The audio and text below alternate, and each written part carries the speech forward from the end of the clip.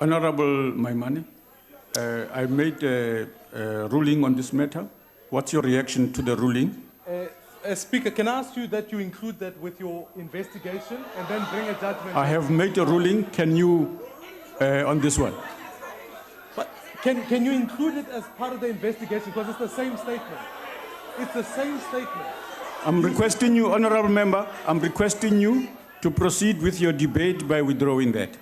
Okay, I withdraw. I mean, it's in the context... Deputy Speaker, I'd like to refer your ruling to the Rules Committee for a ruling, please, because you've behaved unconstitutionally. Okay. All right, please. Proceed, Honourable Member. Proceed, Honourable Member. It's in the context of the struggle to liberate our people from poverty. Corruption is unforgivable.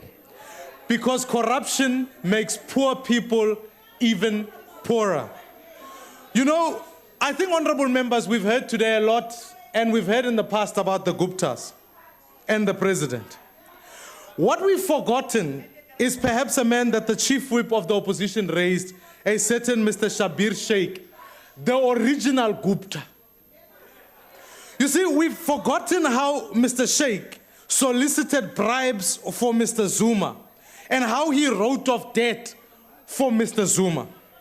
We've forgotten how Mr. Shaik, or Schabir Shaik, was sentenced for 15 years in prison for corruption and 3 years for fraud for what Judge Hilary Squires called a mutually beneficial symbiosis with Jacob Zuma judgment.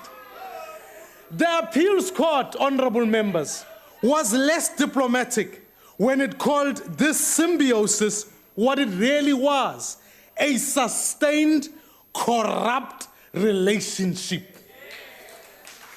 The only reason why Mr. Zuma is not yet in jail is because he's captured every state institution that has power to put him there. And that's why... Honorable Deputy Speaker, when you don't bring a substantive motion, I'm bringing a substantive judgment. That speaks to the president having captured every institution, then indeed you must withdraw.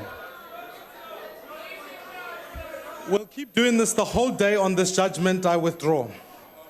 But even the medical parole system has been defrauded to hand Schabir Shaik a get-out-of-jail-free card.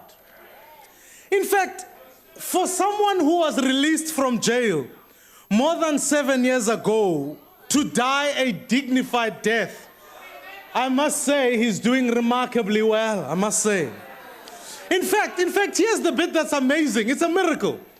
The amazing thing about Schabir Shaik is that his prognosis is looking so good that he's applied for a presidential pardon from his old friend because he intends living for such a long time. You see, that's why, honorable members, these days, Mr. Shaik is doing more time in the Durban Country Club rather than in the Durban Westville prison, which is where he should be.